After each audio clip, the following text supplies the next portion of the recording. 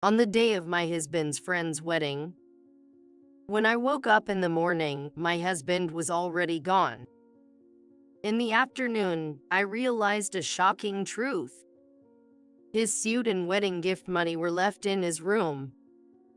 I searched the room and came to understand the wedding was a lie.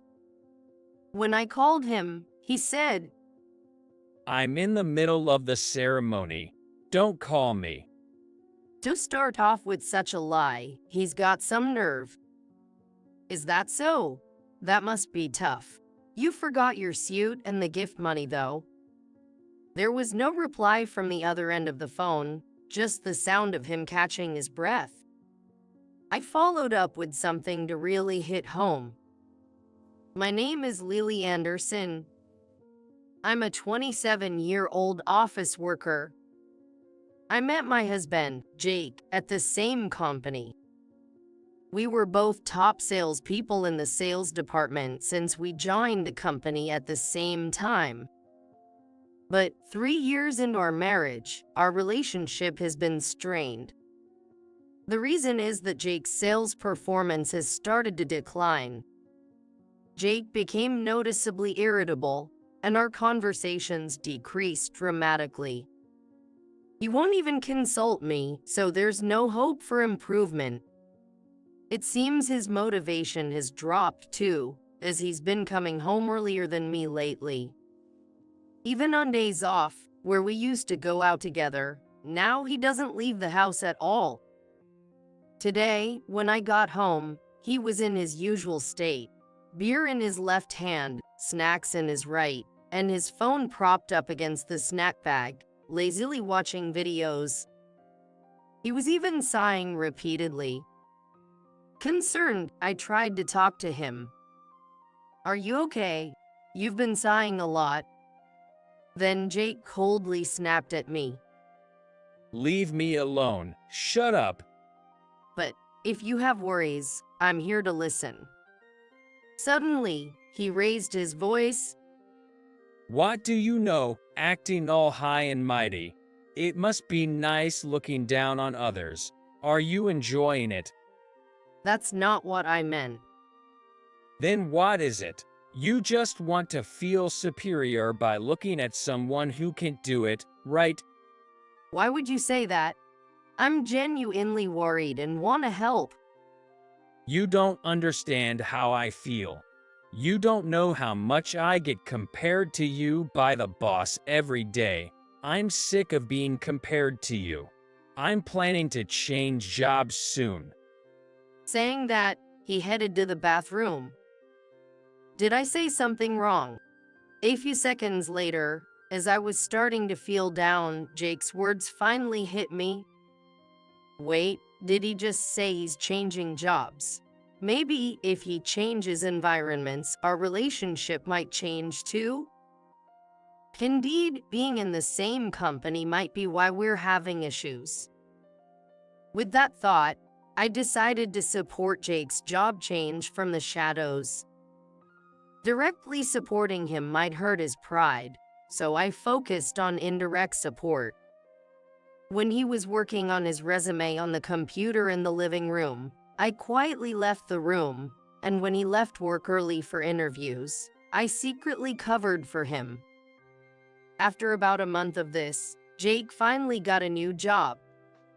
Since he started working at the new company, Jake's mood improved significantly.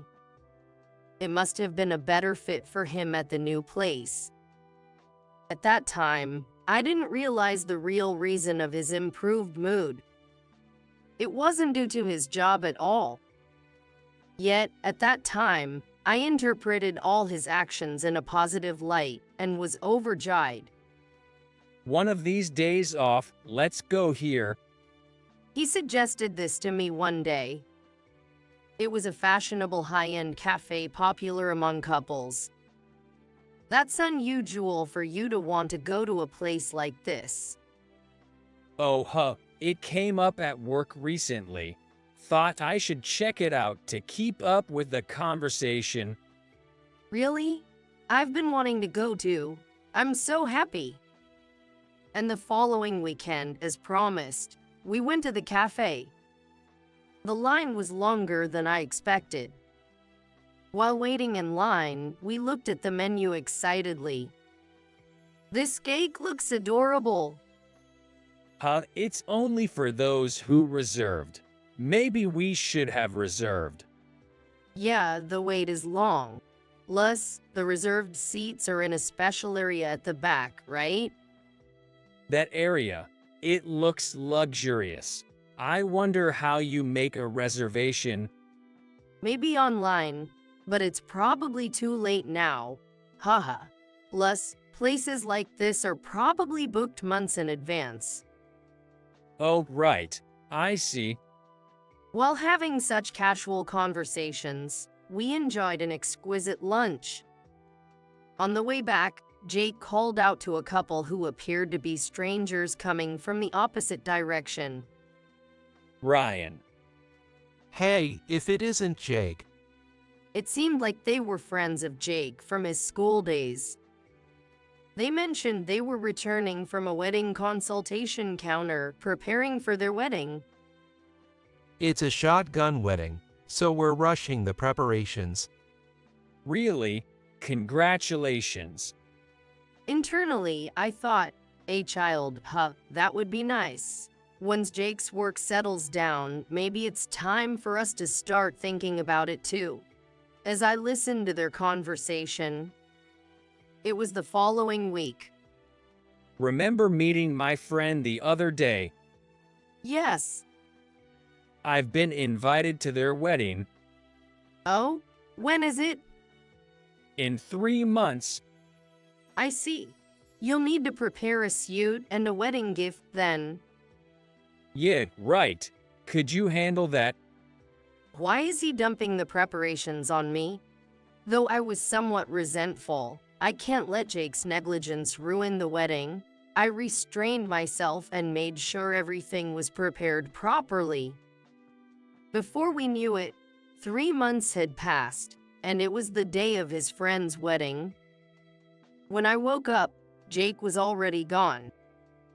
Normally, I might wake up to the sounds he makes, but he must have left very quietly this time. I hadn't noticed at all. When I looked at the clock, it was just before 10 a.m. If I'm on my own today, I don't have to make breakfast for two. Maybe I should take this opportunity to go out for breakfast somewhere. With that thought, I left the house. After finishing breakfast near the station, I saw that the cafe we visited before already had a long line. It's really popular. As I walked, thinking this, I suddenly saw a familiar scene. What? It was Jake's friends, the couple, coming out of the wedding consultation counter. In a wedding dress and tuxedo. No, they were dressed in plain clothes. What? Is the ceremony in the afternoon? As I was confused, they noticed me. Aren't you Jake's? Oh, yes. It's been a while. I couldn't just ask them, isn't there supposed to be a wedding today? What's going on? Since we had only met once before, so I tried to ask casually, are you here for wedding preparations today? He answered with a smile. Yes, it's finally happening next week. We really wanted to invite Jake as well, but with a rush of a shotgun wedding, we decided to keep it to family only. Please say hello to Jake for me. Let's go out for a meal, the four of us, sometime. Though my mind was blank, I remember him saying something like that. I managed to smile as much as I could and left. What does this mean? It's not a wedding. Then where did Jake go? I hurried home and opened the door to Jake's room. What I saw was astonishing. The suit and wedding gift I had prepared were still there. Hence, I confirmed Jake had lied to me. But why? Why would he need to lie about something like this? Once I started doubting, I couldn't stop. I opened Jake's computer without hesitation. The password is probably the same as his phone. Thanks to Jake's laziness, I was able to unlock it easily. First, I opened the internet search history. This cafe. It was the reservation page for the cafe we had passed earlier, the one we visited 3 months ago as a couple. The reservation date was for today. The reservation was for 2. It's an affair, it must be an affair. But where's the proof? Who is the woman he's with? I searched the computer thoroughly and found the icon for the messaging app. The exchanges on his phone should be recorded here. To hide it in such a hard-to-find place, it's too suspicious. Fueled by anger, I clicked on the icon forcefully. I understood everything after looking inside. Glancing at the clock, it was past noon. Look at me. I forgot to mention the most important forgotten item. Haha. I said that out loud, laughing to myself. If he confesses now, maybe I'll consider. What reaction will he have? I was so emotionally disturbed, almost frighteningly so, grinning as I picked up my phone. After several rings, just as I was about to give up, thinking he wouldn't answer, I heard the voice of the great liar. Hey, I'm in the middle of the ceremony. Don't call me. To start off with such a lie, he's got some nerve. Can he still stick to his lies now? That's what I thought before responding. Oh, is that so? That must be tough. You forgot your suit and the wedding gift, though. What exactly are you wearing to the ceremony, I wonder? Haha. There was no reply from the other end of the phone. The only sound was him catching his breath. But that wasn't all I heard. The familiar BGM of that cafe, creating a melancholy atmosphere, was audible. Well, in that case, I'll bring it over to you. Haha. What do you mean? Ignoring Jake's panic, I hung up and hurried to get ready. This was my second trip down this path today. That cafe, didn't I just pass by it earlier? Were they already inside at that time? I pondered this as I moved along. Ha ha ha, it's just too ridiculous. I'm starting to cry. I was supposed to be okay, I wanted to believe it was all a lie, but in moments like this, the body doesn't lie. I continued walking, wiping away my tears. Perfect timing. Just as I was about to reach the cafe, the door opened, and out came Jake and the other woman. Jake looked around suspiciously, perhaps panicked by my earlier call. Hey? I ran up to him. Why are you here? He was clearly flustered. Didn't I tell you? I came to deliver the suit and wedding gift. Haha. Well, the suit was heavy, so I left it behind. Looks like you didn't need it anyway. Haha.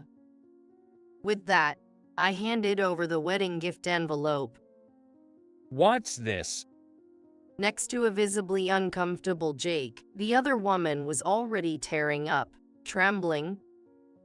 I'm the one who wants to cry here, I thought as I shot them a cold glance.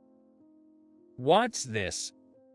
Jake looked inside the wedding gift envelope, then shouted as he threw its contents at me. Oh dear, all that effort for nothing. You shouldn't treat it so carelessly. I picked up the scattered papers one by one, reading them out loud. Let's see. The cafe you wanted to go to. I went to check it out with my wife. It seems like we should make a reservation, so I'll do that. Stop it. I dodged Jake's hand as he reached out to me and continued. I'm so happy. Thank you, Jake.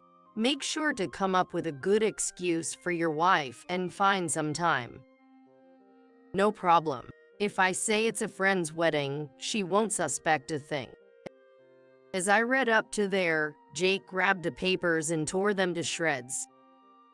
Oh dear, there goes the important evidence of your affair. Well, I have the data saved anyway. Haha. What are you talking about? It's not an affair. I was just having lunch with a colleague from work. That's right. It's not anything dubious. You can say that all you want. The fact that I saw this message history means I've seen all your past exchanges too, right? All those pictures, every single one of them, are in my possession. Those were a series of inappropriate pictures. They were not something one could scatter in public, as they were clear evidences of their affair. Well, as expected of the people involved. Just from my words alone, it was probably easy for them to guess what those were. Jake turned pale, the other woman blushed deeply.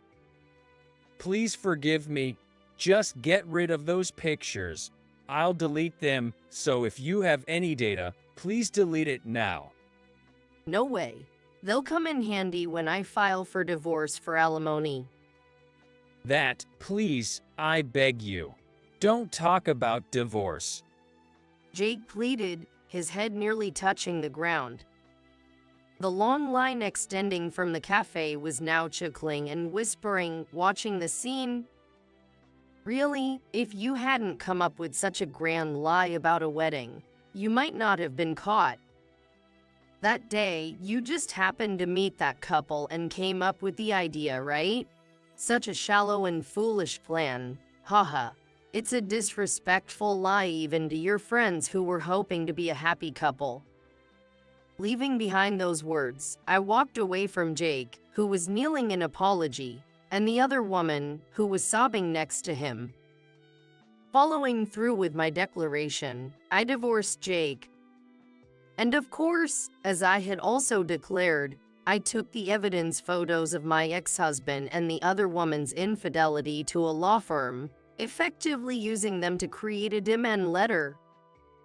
I sent the completed demand letters to both my ex-husband and the other woman, claiming alimony of $35,000 and $13,000 respectively. Noticing I had made an extra copy, I also sent it to my ex-husband's company. It led to their immediate resignation. Effectively, they were fired.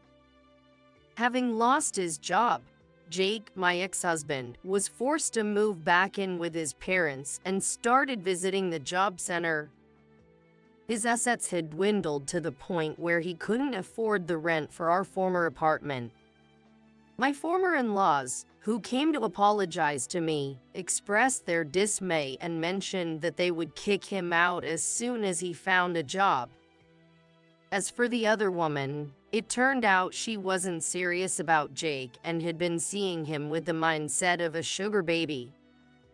Intending to profit from their relationship, she was furious and cut off all contact when faced with a hefty alimony bill.